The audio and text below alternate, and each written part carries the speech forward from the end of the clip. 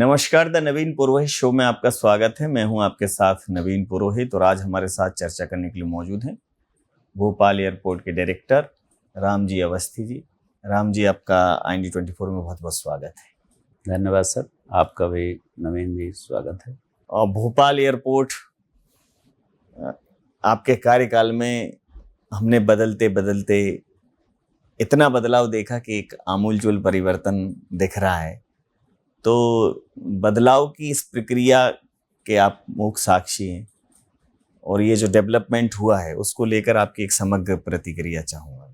जैसे हम जानते हैं कि भोपाल देश के हृदय मध्य प्रदेश की राजधानी है और राजधानी के एयरपोर्ट, किसी राजधानी का एयरपोर्ट काफ़ी इम्पोर्टेंट होता है। हालांकि यहाँ पे पैसेंजर्स की संख्या उतनी नहीं थी जितनी होनी चाहिए थी, कारण कई हो सकते हैं उसके। लेकिन कोई भी जो डेवलपमेंट होता है, सिटी का जो फेस होता है, सिटी के लिए एयरपोर्ट और एयरपोर्ट के लिए सिटी इम्पॉर्टेंट होती है। जिस हिसाब से भोपाल शहर का भी विकास हो रहा है, उसी तारतम्य में भोपाल एयरपोर्ट का भी डेवलपमेंट उसी थीम पे किया गया। अगर हम बात करें तो लास्ट हम कई उसमें सुन रहे हैं कि मेट्रोपॉलिटन सिटी बनाने के लिए भोपाल इंदौर को किया जा रहा है। भोपाल में लास्ट उसमें 2-3 सालों में काफ़ी फ्लाइट की संख्या में भी वृद्धि हुई और पैसेंजर्स की डिमांड आई। यहाँ पे एयर पैसेंजर्स कम हुआ करते थे। रीज़न इसके हो सकते हैं कि यहाँ पे ट्रेन कनेक्टिविटी बहुत अच्छी थी और इसके साथ साथ जब कोविड आया, पोस्ट कोविड आया, तो शायद जो पैसेंजर्स की रिक्वायरमेंट है एयर की ओर ज़्यादा रुझान हुआ। ठीक है, टाइम कम लगता है, फैक्टर ऑफ सेफ्टी और सिक्योरिटी काफ़ी अच्छी रहती है एयरपोर्ट में अगर हम बात करें जी। तो उसी के तारतम्य में जो हमारी ग्रोथ थी, पैसेंजर ग्रोथ भी थी पहले। अब लगभग हम पिछले साल भी 16 लाख थे, इस बार भी, क्योंकि इस लास्ट 1 ईयर जो था थोड़ा एविएशन के लिए काफ़ी टफ टाइम था। कोई न कोई कुछ ऐसी चीज़ें होती रहीं। एक महीने में हम कुछ करते हैं, अगले महीने में कोई प्रॉब्लम आ जाती है, अगेन वी स्टार्टेड रिकवरिंग, फिर प्रॉब्लम आ जाती है। बट पैसेंजर ग्रोथ बढ़ी, पैसेंजर की डिमांड बढ़ी। उसी के लिए हमने एयरपोर्ट का भी विकास किया कि जो सिटी को हम मैच करा सकें और सिटी से थोड़ा एक कदम आगे रहें। अगर हम बात करें तो पहले भोपाल एयरपोर्ट जो है 2 शिफ्ट में चलता था। रात को 10 बजे बंद हो जाता था, सुबह 7 बजे खुलते था जी। उसमें समस्या राजधानी कई बार ऐसा हम फेस करते थे, कई बार VIP का मूवमेंट है, कई बार मेडिकल फ्लाइट्स भी ले जानी है, इमरजेंसी लाना है, तो हमारा एयरपोर्ट बंद रहता था। तो उसी के हिसाब से सिटी का भी विकास होता था। हमने सबसे पहले S24 चालू किया, 24 आवर्स ऑपरेशन, 24x7 1 अक्टूबर 24 से हमने पहला काम ये किया। उसमें बहुत सारे अप्रूवल्स लगते हैं। अप्रूवल लगने का तात्पर्य है कि क्योंकि हमको हमारी मैन पावर स्ट्रेंथ, चाहे सिक्योरिटी की हो चाहे एयरलाइंस की हो, उस समय कोई एयरलाइंस की डिमांड भी नहीं थी। एक डिमांड पैसेंजर्स की हुआ करती थी कि हमको आप पुणे से कनेक्ट करिए जी।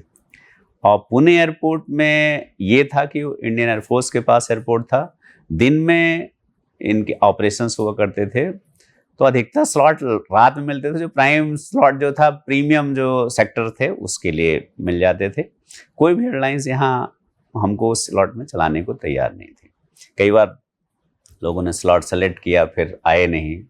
फिर हमने जड़ पे समझा कि प्रॉब्लम क्या है, तो प्रॉब्लम पता चली कि वो जो स्लॉट मिलता है वो हम लोग उस समय ओपन नहीं है। रात में स्लॉट मिल सकता है लेकिन रात में हम ओपन नहीं है। एयरपोर्ट हमारा रात को 10 बजे बंद हो जाता है, सुबह 7 बजे खुलता है। तो फ्लेक्सिबिलिटी उनको देने के, एयरलाइंस को देने के लिए हमने 24 आवर्स के लिए प्रस्ताव मुख्यालय भेजा और मुख्यालय से प्रस्ताव, क्योंकि इसमें हमारा मैन पावर CISF भी बढ़ना था, मैन पावर रिसर्वे हुआ, BCS अप्रूवल लिया और बाकी सभी अप्रूवल लेने के बाद ये ATC टावर भी नया बना। उसको सब मिलाकर हमने 24 आवर्स किया। तो पहली फ्लाइट हमको रात में पुणे की मिली जी। और आज के टाइम में वो पुणे फ्लाइट चल रही है। और बहुत सारे, पहले हमारे 2-3 एयरक्राफ्ट पार्क हुआ करते थे यहाँ पे, हालांकि छोटे एयरक्राफ्ट थे। अब हमारे पास इस समय 10 से 12 एयरक्राफ्ट पार्क रहते हैं। तो सिटी का सेंट्रिक की ग्रोथ को ये दर्शाता है जी। अब इसमें इंफ्रास्ट्रक्चर पे बहुत काम किया, एरो ब्रिज डेवलप किए, जैसा आपने कहा कि नया ये वॉच टावर भी बना। साथ में कुछ ऐसा भी था कि जो लैंडिंग की जो एफिशिएंसी बढ़ा सके वो सब भी लगाया गया टेक्निकली उसके विषय? एयरपोर्ट में दो चीज़ें इंपॉर्टेंट होती हैं। एक होता है टर्मिनल बिल्डिंग की फैसिलिटी, जिसमें पैसेंजर को डायरेक्ट फैसिलिटी मिलती है। एक इनडायरेक्ट फैसिलिटी मिलती है पैसेंजर्स को। अगर हम एयर साइड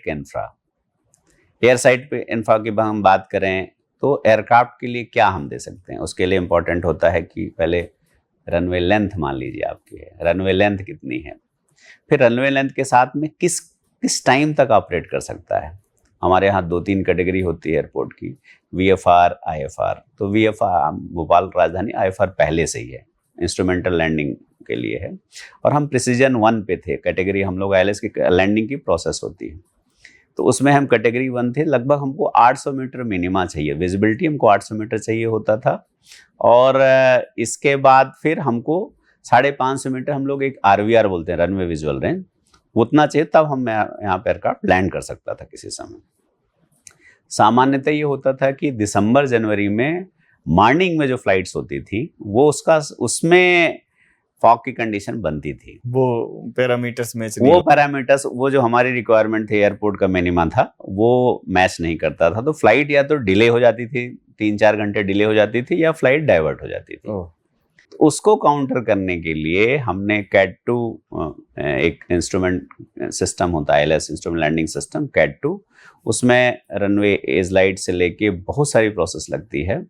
और मैं मतलब 3-4 एयरपोर्ट सेलेक्ट हुए थे कि जिसमें भोपाल भी था। हमारे मुख्यालय ने, एयरपोर्ट अथॉरिटी के मुख्यालय ने भोपाल एयरपोर्ट को भी शामिल किया था कि इसमें आप CAT-2 लगाइए। तो CAT-2 लगने के पश्चात हमारा मिनिमा जो होता है, अब 350 मीटर विजिबिलिटी पे हम यहाँ पे लैंडिंग की पोजीशन पे आ जाते हैं। बहुत सीवियर फॉग ना हो। सीवियर फॉग मतलब 350 मीटर सीवियर ही कहते हैं उसको, मतलब। और ये मैं आप एयरपोर्ट अथॉरिटी ऑफ इंडिया के जो एयरपोर्ट्स हैं या ओवरऑल एयरपोर्ट्स की बात करें तो केवल हम 30 एयरपोर्ट अथॉरिटी ऑफ इंडिया के तीसरे एयरपोर्ट हैं जिसमें कम से कम मिनिमा पे लैंडिंग हो सकती है।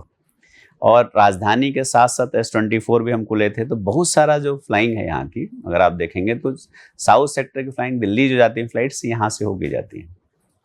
तो उनको लिए भी अगर बाई चांस दिल्ली का मौसम खराब है या हमारे यहाँ भी थोड़ा मौसम खराब है तो हम उसको लैंड, और इस बार हम लैंड कराए, हम 3rd हाईएस्ट कैटेगरी के लैंडिंग डाइवर्जन लैंडिंग में है। अच्छा। और ये तीसरा हमारा इम्प्लीमेंट हुआ। और इस बार लगभग इसमें हमने 125 फ्लाइट्स इसमें सेफ गार्डिंग प्रोसीजर के तहत लैंडिंग कराई, इसी सिस्टम को यूज करते हुए। काफी सहूलियत हुई। कई लोगों ने पूछा भी कि क्या इस बार फाग पड़ा नहीं, भोपाल एयरपोर्ट की न्यूज नहीं आई। हमने उनको ये बताया कि इस बार हमारा इंस्ट्रूमेंट हमने अपग्रेड किया। जी। पहला इंफ्रास्ट्रक्चर जो मेजर इंफ्रास्ट्रक्चर अपग्रेड ये था। दूसरा, एयर साइड में एक हमने कार्गो बिल्डिंग पहले बना ली थी, सेपरेट डेडिकेटेड कार्गो बिल्डिंग। तीसरी चीज जो थी, हमको यहाँ पर इसकी अपने को, अगर हमारी मिनिमा सब कुछ हो गया तो फ्लाइट की संख्या भोपाल एयरपोर्ट में शेड्यूल फ्लाइट्स तो कम है, अराउंड, फिर भी ठीक है, 40 to 36 flights per day very करती है। और आपका जो नॉन शेड्यूल फ्लाइट्स मिला के 80 से 85 फ्लाइट्स पर डे हो जाती है हमारी। तो कई बार क्या होता है कि 1 घंटे में हमारी कैपेसिटी 6 डिपार्चर 6 अराइवल की होती है। तो उसमें रनवे लैंड करने के बाद, जैसे लैंड किया तो एक किनारे पूरे छोर तक जाएगा, वो वापस लौट के वहां से आएगा, तब तक दूसरा लैंड नहीं कर सकता है। और रनवे वो लगभग हमारा 400 पे कट है, तो 400 को मतलब कि 2300 मीटर और आगे जाएगा, फिर वापस लौट के आएगा, तब यहाँ पे वापस अपने एप्रन में तब दूसरा एयरक्राफ्ट लैंड कर पाएगा। लगभग इसमें से 3 से 4 मिनट एक्स्ट्रा लग जाता था। तो हमने एक parallel taxi track full length का हमारे मुख्यालय ने काम अनुमोदन दिया, तो हमने last year parallel taxi track का भी काम करा। अगर आप उतरते होंगे तो मशीनें चल रही हैं, उसमें 2 रैपिड एग्जिट टैक्सी वे भी हैं। एक है ATR 72 एंड बिलो के लिए, जैसे आपने एक साइड से लैंड किया, 1500 मीटर तक में एक एग्जिट कट बना हुआ है, तो आप 1500 मीटर पे आएंगे, 1500 मीटर से आप बाहर निकल जाएंगे, नेक्स्ट एयरक्राफ्ट, दूसरा एयरक्राफ्ट पीछे जो रहता है वो लैंड कर जाता है जी। तो कई बार लोग क्वेश्चन ये रहता है कि जब एयरपोर्ट फ्लाइट्स नहीं है, बहुत सारी चीजें होती हैं, हो सकता है फ्लाइट बंच हो, हम तो फैसिलिटेट करने के लिए यहाँ बैठे हैं। और एयर साइड में सेफ्टी भी उससे काफ़ी इम्प्रूव होती है, क्योंकि जब तक अगला वाला ऊपर तक होल्ड करेगा, फ्यूल तो जलता ही जलता उसका है, साथ ही साथ कॉन्फिडेंस में भी कई बार कमी आती है नेक्स्ट, क्योंकि हर एक एयरलाइन ऑपरेटर एक ना डाइवर्जन फ्यूल लेके चलता है, ठीक बात। तो जैसे ज़्यादा मान ली 10 मिनट हमने घुमा दिया तो उसका 10 मिनट और कम हो जाता है। फिर जितना फ्यूल कम लेके चलेगा उसको कॉन्फिडेंस रहेगा पैरेलल टैक्सी ट्रैक है, लैंड करूंगा मैं इतने मिनट में बाहर हो जाऊंगा, 3-4 मिनट में मेरा फ्यूल बचेगा। 3-4 मिनट काफ़ी इंपॉर्टेंट होता है। बहुत। तो इसकी सुविधाओं के लिए भी ये काम हमने किया यहाँ पे। अभी वो उम्मीद है कि हमारा जुलाई तक में एक फेज हमारा पूरा हो जाए, उसको कमीशन कर दें। एक तो overall look and feel change तो जब हुआ है, जब ये आपने अराइवल और डिपार्चर एकदम अलग अलग कर दिए। ये मेनली तो जो मेट्रोपॉलिटन सिटीज हैं उनमें ही है, मतलब रीजनल एयरपोर्ट्स में मुझे नहीं लगता कि कहीं ये डिपार्चर अराइवल अलग। डिपार्चर अराइवल मेजर एयरपोर्ट्स में आपने सही बोला कि मेजर एयरपोर्ट में ही रहता है। और हमारे यहाँ की एक टेरेन के मतलब कुछ ऐसे हमको कुछ एड ऑन एडवांटेज थे इसके जी, कि एक साइड में हमारा पहले एक लेवल पे हमारा अपर लेवल कराते, एक सिटी साइड दूसरे लेवल पे था जी। भोपाल एयरपोर्ट में एक ये हमारे यहाँ समस्या थी कि दोनों हम लोग भी मतलब पहले उस कन्वेंशनल जो मेथड था उसी के तरीके के थे, एक ही लेवल अराइवल डिपार्चर एक ही लेवल पे था। फ्लाइट्स पहले कम हुआ करती थी, दैट टाइम इवन दो उस समय कंफर्टेबल पोजीशन में नहीं रहते थे, क्योंकि एलिवेटेड लेवल पे दोनों लेवल आना है। अराइवल वाले को खास दिक्कत, डिपार्चर वाला तो गाड़ी से उठ के वहां चला गया, गाड़ी ने छोड़ा उसको अंदर चला गया, लेकिन जब अराइवल वाला पैसेंजर आता तो वो उसको गाड़ी आने में अराइवल पिक करने वाला या उतरने के बाद वो कहाँ जाएगा, तो एलिवेटेड में नीचे जाने में उसको तकलीफ महसूस करता है वो। और जब 2-3 फ्लाइट एक साथ हुई पूरा गाड़ियों से भर जाता था पूरा वो, और पूरा कंजेशन हो जाता। उसी में उसको लगेज भी कलेक्ट करना है, लगेज भी कलेक्ट करना है, बहुत सारे उसको हैच एंड बच रहता था, लोग परेशान होते रहते थे। उसके लिए हमने नीचे हमारा ऑफिसेस जो हम लोग, मैं पहले पिछली बार जब आप आए थे हम बैठे थे हम साथ में, तो आप नीचे ही हमारे उसी ऑफिस में आके आए थे। उस एरिया को हमने अराइवल में कन्वर्ट किया और पूरे अप्रूवल्स लेने के पश्चात हाल में ही हमने 29 तारीख को हमारे ऑपरेशनल माननीय हमारे केंद्रीय नागरिक उड्डयन मंत्री के राम नायडू साहब ने इसका उद्घाटन वर्चुअली राजकोट से उद्घाटन किया था और 29 से हमने चालू भी कर दिया। उम्मीद है कि आपने भी, हाँ मैंने रिसेंट किया होगा। कई लोग काफी मतलब वो कर रहे हैं, कोई काफी हो जाएगा। उससे हमको 2 फायदे, एक तो पैसेंजर्स को काफी सहूलियत हो गई कि वहीं से आते हैं और सिटी साइड निकल जाते हैं, पार्किंग सामने है, गाड़ियों के लेन भी बने हैं और काफी आराम है बहुत। दूसरी चीज जो हमारे को कि हमारी भी ग्रोथ अब बढ़ रही है, हम लास्ट टाइम 1.6 मिलियन थे, हमारी जो बिल्डिंग कैपेसिटी है वो 2.5 मिलियन की है, 25 लाख प्रतिवर्ष उसमें है। तो हम लोग लगभग 70-75% के आसपास पहुंच गए हैं। तो धीरे धीरे करके हम अपना एक्सपेंशन प्लान भी, डिपार्चर एक्सपेंशन प्लान भी कर रहे थे। तो जो अराइवल के ऊपर के एरिया खाली होगा, इसको हम लोग एक छोटा सा एरिया में इंटरनेशनल अराइवल मेंटेन करेंगे। सेकंड साइड जितना एरिया खाली होगा उसको हम पूरा आपका डिपार्चर में और डिपार्चर बढ़ाएंगे। अभी हमारे पास 14 काउंटर हैं जी, 16 काउंटर चेक इन के और लगाएंगे और सिक्योरिटी होल्ड, अगर आप यहाँ से ट्रेवल करते हैं तो कई बार 2-3 फ्लाइट होती है, कंजेस्टेड सिक्योरिटी होल्ड हो जाता है। 3 ही सिक्योरिटी वो है, 3। तो हमारे पास 4 एयरवेज ऊपर के हैं, नीचे में बस गेट बहुत कम है, तो बस गेट की संख्या बढ़ाएंगे, प्लस चेक इन काउंटर्स बढ़ाएंगे, प्लस इसके अलावा ऊपर का भी एक under deck slab security hold में डालेंगे, जिससे कि सिक्योरिटी फर्स्ट फ्लोर के एरिया भी बढ़ जाएगा। तो बहुत सारी शॉप्स भी वहां पे आएंगे। अभी तो सर इंटरनेशनल फ्लाइट्स के लिए भी मतलब यहाँ कस्टम क्लियरेंस और ये सब तो अप्रूवल मिल गए, पूरे अप्रूवल्स हमारे पास में। आईसीपी इमिग्रेशन चेक पोस्ट के रूप में भोपाल एयरपोर्ट नोटिफाइड है, एमएचए की उसमें भी हमारे पास भी तो यहाँ इमिग्रेशन का पूरा स्टाफ आते हैं, क्योंकि हमारे पास शेड्यूल फ्लाइट अभी हम वेट ही कर रहे हैं जी। तो अभी तक स्टाफ ऑन डिमांड आता है जी। तो लगभग लास्ट ईयर हम हर महीने में 4 से 5 फ्लाइट्स जो है पर मंथ हमको नॉन शेड्यूल मिल जाती थी जी। तो उनके लिए इमिग्रेशन और ये आईसी इमिग्रेशन का और कस्टम के दोनों की फैसिलिटीज उपलब्ध है। इवन जो भी आना चाहे उनके लिए उपलब्ध है। काफ़ी मतलब हमारे एयरपोर्ट अथॉरिटी ऑफ इंडिया ने भी काफ़ी, हम लोगों ने भी काफ़ी प्रयास किए कि शेड्यूल कनेक्टिविटी हो जाए किसी एयरलाइंस के माध्यम से। तो इसके लिए इंसेंटिव ऑफर भी एयरपोर्ट अथॉरिटी ऑफ इंडिया ने दिए हैं कि लैंडिंग पार्किंग में बहुत छूट दी है, मतलब लैंडिंग चार्ज लगते हैं एयरलाइंस को, उनमें काफ़ी छूट दी है कि वो यूडीएफ में भी जो यूजर डेवलपमेंट फी लगती है उसमें भी काफ़ी डिस्काउंट दे के रखा हुआ है, ऑलमोस्ट 90% का प्रमोट कर 3 साल तक के लिए है। तो प्लस स्टेट गवर्नमेंट ने भी एक स्टेट एविएशन पॉलिसी बनाई, उसमें भी उन्होंने प्रोविज़न दिया हुआ है कि कोई ऐसी जगह पे चलाएगा जहाँ पे अनसर्व्ड एरिया है तो वहाँ पे वो लोग भी शायद 15 लाख रुपए पर ट्रिप इंसेंटिव एयरलाइंस को देंगे। जी बिड करी थी, लेकिन हालांकि अभी कोई आया नहीं। अभी तो सिचुएशन में थोड़ा अलग टाइप की है। जी बट ये है कि उम्मीद है कि हम लोग हर बार उम्मीद कर रहे हैं, लेकिन हम लोगों ने जो बात भी करी है कि कुछ एयरलाइंस ने आश्वस्त किया है कि अर्ली 27 में स्टार्ट करेंगे। जी।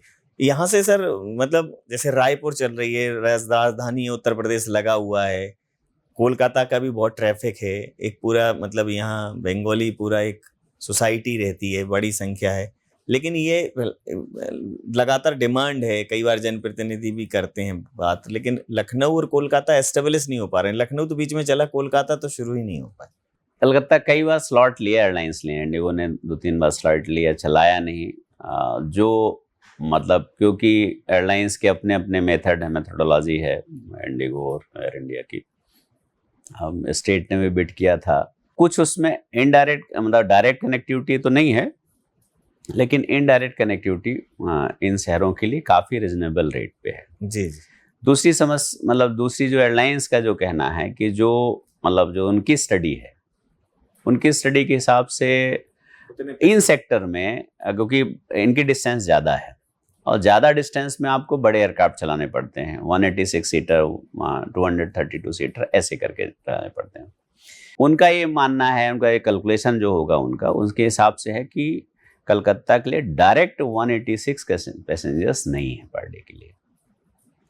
तो अगर हम जाते हैं 186 डायरेक्ट पैसेंजर्स नहीं हैं, और तो ATR viable, operational cost wise viable नहीं पड़ता। जो उसकी कास्ट, ऑपरेटिंग कास्ट आती है, that is in higher side, तो वो ऑपरेटिंग कास्ट उनकी वाइबल नहीं होती है ATR के लिए। और बड़े एयरक्राफ्ट के लिए डायरेक्ट कनेक्शन के लिए इतना लोड नहीं।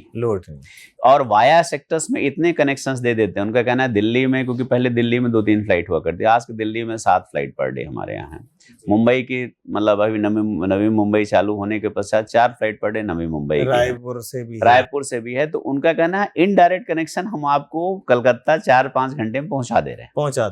और सेक्टर में फिर उसमें लोड इतना नहीं आने पर उनकी वायबिलिटी नहीं आती है। बट हालांकि सभी लोग प्रयास कर रहे हैं, तो उम्मीद देखिए कि शायद बड़े शहरों में, हमने स्टेट से भी रिक्वेस्ट किया है कि वो भी अपने स्तर से, क्योंककि राजधानी है तो सभी राजधानी से एटलीस्ट डायरेक्ट कनेक्टेड हो, पर बाकी जो सेक्टर्स, सब सेक्टर्स हो उसके आधार जी।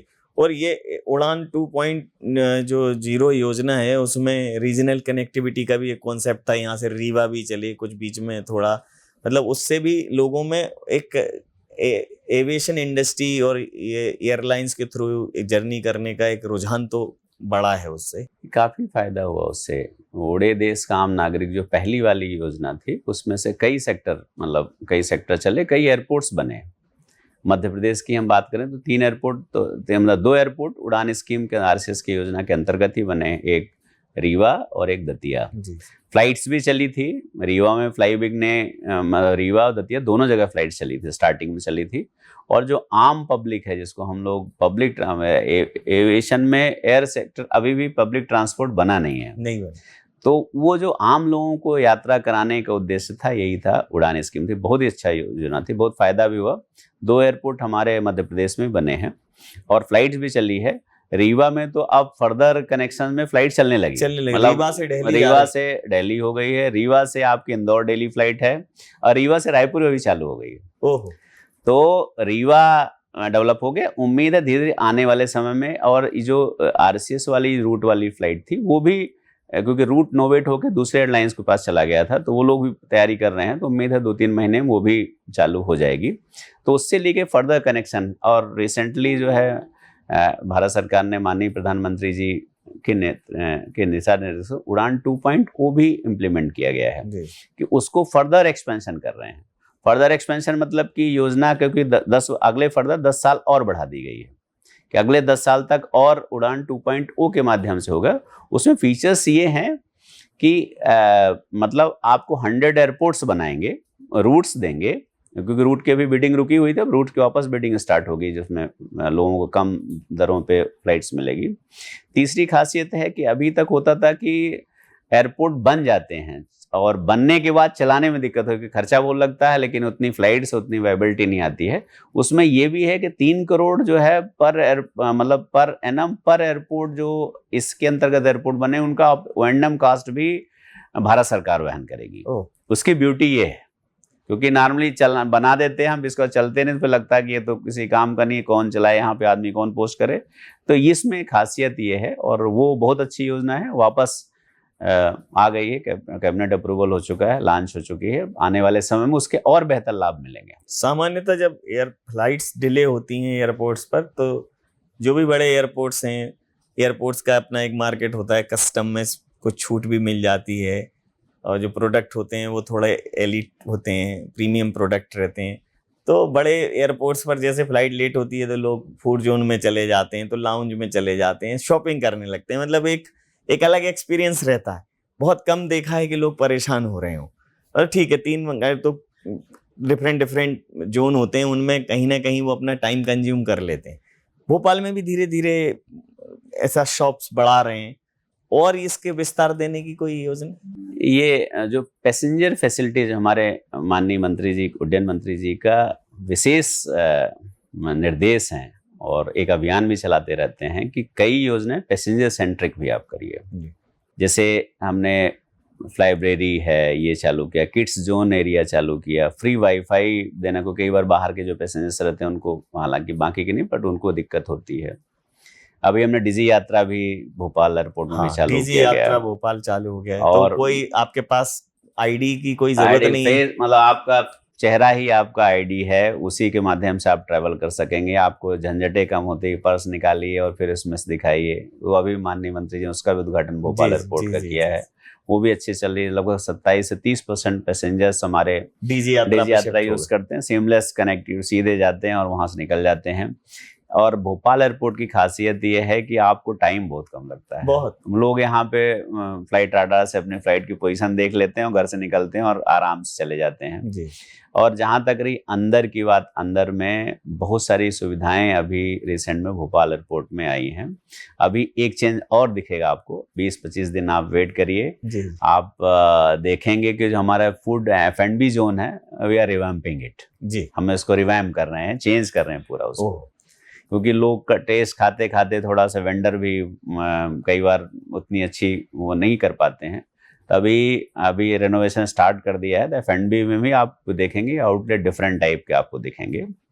हमारे पास रिटेल भी पूरे मार्केट हर चीज़ है, मतलब आपके यहाँ के जो चंदेरी महेश्वरी साड़ी का वो भी है, प्लस बाकी जो बाहर के मॉडल हैं वो भी हैं, देसी भी है विदेशी भी है, सभी चीज़ें यहाँ पे उपलब्ध हैं। वेलनेस के भी सेंटर, स्पा सेंटर है, लाउंज भी है। मतलब जिस हिसाब से हमारे पास स्पेस है, जिस हिसाब से रिक्वायरमेंट है, हम फुलफिल करते हैं। लास्ट में हमने एक रिक्लाइनर्स चेयर्स, क्योंकि रात की हमारी फ्लाइट थी तो रिक्लाइनर्स चेयर्स भी हमने लगाई है। जी मैंने उसमें देखेंगे तो कई लोग रेस्ट उसमें से लेते रहते हैं, कई बार आते हैं, कई पहले आ जाते हैं, तो अच्छे से वो उसका यूज कर रहे हैं और उसके अच्छे रिव्यूज हैं। हमने लास्ट में टॉयलेट्स भी अपने पूरे रिनोवेट किए, डिफरेंट स्टाइल से रिनोवेट किए हैं। 100% टचलेस फिक्चर्स हैं, मतलब आपको कुछ हाथ लगाने की जरूरत नहीं है। वाटर कूलर भी हमने रिवैम्प किए हैं, वाटर कूलर, ड्रिंकिंग वाटर की फैसिलिटीज रिवैम्प की है। हमको एक बीच में हम लोग रिव्यू लेते रहते हैं। साथ में आपने ये पहले क्या था कि चूंकि एक स्पेसिफिक पॉइंट नहीं था, तो ओला बुक करी तो कहीं भी ओला आ रही है, कहीं भी उबर आ रही है, वो भी आपने पॉइंट उनके फिक्स कर दिए हैं वो कि इस पॉइंट से आपको पिकअप पॉइंट, उनके पिकअप ड्रॉप पॉइंट। पैसेंजर्स को एक्चुअली अराइवल में निकलते समय उसको ग्राउंड ट्रांसपोर्टेशन चाहिए होता है। और मैं आपको बताना चाहूँ, भोपाल इतना बड़ा वो नहीं है, लेकिन हमारे पास 4 ग्राउंड पब्लिक ट्रांसपोर्ट के लिए व्यवस्थाएं हैं। 4 ओला, उबर और आपका रैपिडो भी है, रीजनेबल रेट पे हैं। आपको एक पॉइंट निर्धारित किए हैं, अंदर एक काउंटर और भी है जिसको स्पेसिफिक गाड़ी और टैक्सी काउंटर है। तो जो पर्याप्त संख्या में पूरी सुविधा है, आने के बाद आपको वेट नहीं करना पड़ेगा। बिल देख हम और आप उसमें जाएंगे। अंदर की भी बहुत अच्छी सुविधाएं, डिपार्चर्स के एरिया में काफी सुविधाएं हैं और आने वाले समय में और बेहतर देखने को मिलेगा। Terminal building, airport, arrival, departure, ये तो डेवलप कर ही रहे हैं, लेकिन जो सराउंडिंग है बहुत अच्छा, जो एंट्री पॉइंट बहुत अच्छा किया है, बहुत प्लांटेशन बहुत हुआ है, एकदम बदल गया है, जो लुक एंड फील एकदम चेंज हो गया। और मुझे लगता है उसका भी कहीं ना कहीं उसकी भी डेमोग्राफी चेंज कर रहे हैं। कई पहले क्या होता था, जब एयरपोर्ट बना था तो कई कंपैरिजन कुछ एयरपोर्ट्स हुआ करता था कि वहाँ का ग्रीनरी बहुत अच्छी देखो, भोपाल में बिल्कुल डेजर्ट लगता है क्योंकि ये एरिया में कुछ वो पत्थर का एरिया था। और लास्ट ईयर हमने, लास्ट 2 सालों में 5000 सुपर सैंपलिंग्स लगवाई अभियान के तहत। और सामने का फ्रंटेज जो है, कोई दूसरा क्या मतलब कोई पद्धति मियावाकी वगैरह इस्तेमाल? नहीं, हमने तो कुछ फॉरेस्ट डिपार्टमेंट से करते हैं, कुछ गार्डन एरिया हम लोग अपने से, हमें इन हाउस पूरा है, हमने कोई आउटसोर्स नहीं किया हुआ है। और पूरा एरिया, अगर आप तो यहाँ के रेगुलर फ्लायर हैं, आप देखेंगे तो पूरा एरिया हरा भरा रहता है, टच ही रहता है। किसी को मतलब कई बार ऐसी हो सकती है समस्या, लेकिन हम लोग खुद, हमारी टीम मॉनिटर करती है इफेक्टिवली कि जैसा भोपाल शहर का ग्रीन सिटी के रूप में नाम है, वैसा ही भोपाल एयरपोर्ट का भी लोग वहीं से स्टार्ट करें कि ये ग्रीन एंड क्लीन एयरपोर्ट है। एनर्जी में भी हमारे सोलर हैं, अगर आप देखेंगे कार पार्किंग एरिया में हमने सोलर कारपोर्ट लगा के रखे हैं, मतलब आपको शेड भी देगा और आपको मतलब शेड भी मिलेगा और एनर्जी भी देगी। दूसरा, आपने ई व्हीकल की भी चार्जिंग? ईवी चार्जिंग भी हमारा पहला था, मतलब जो हमने चालू एयरपोर्ट वाइज में, हमारा सोलर कारपोर्ट भी दूसरा है कंट्री का। हमने ईवी चार्जिंग स्टेशन सबसे पहले लगाया है, तो वहाँ भी लोग यूज कर। इवन दो जो हमारे ग्राउंड हैंडलिंग जैसे एजेंसीज हैं, उसमें 70% व्हीकल ईवी के हैं अंदर में। इन व्हीकल्स जो अंदर जो प्राइवेट नॉन शेड्यूल ऑपरेटर्स के लिए व्हीकल्स जाते हैं, वो सब ईवी है, गाड़ियां सब ईवी की हैं। बिल्कुल ठीक। तो हम लोग एनवायरनमेंट का भी सस्टेनेबिलिटी का भी ध्यान रखते हैं। फाइनेंशियल सस्टेनेबल है, आप सभी लोगों के इसमें से प्रयासों से। हम बहुत घाटे में रहते थे, आज के टाइम हमारी पोजीशन, फाइनेंशियल पोजीशन में अब ठीक हो गई। अरे, तो जब तक हौसला नहीं होगा, एक भी फैसला नहीं होगा। भोपाल एयरपोर्ट ने हौसलों की वो उड़ान भरी है कि जो भोपाल के रेगुलर फ्लायर हैं, उन्होंने गुज़िस्ता सालों में जो बदलाव देखा है, वो बदलाव विकास की गाथा खुद कहता हुआ नज़र आता है। और उस गाथा के रचयिता भोपाल एयरपोर्ट के डायरेक्टर रामजी अवस्थी हैं, इसमें कोई दो राय नहीं है। एक प्रयास लगातार उन्होंने किए हैं कि भोपाल को उनके कार्यकाल में एक बेहतर एयरपोर्ट के तौर पर जाना जाए, और 15 से 35 लाख यात्रियों की क्षमता वाले एयरपोर्ट्स में भोपाल ने प्रथम स्थान प्राप्त किया है। सर, आपको बहुत बहुत बधाई इस उपलब्धि के लिए। आपका बहुत धन्यवाद, बहुत आभार हमें इतना समय देने के लिए। धन्यवाद आपको भी।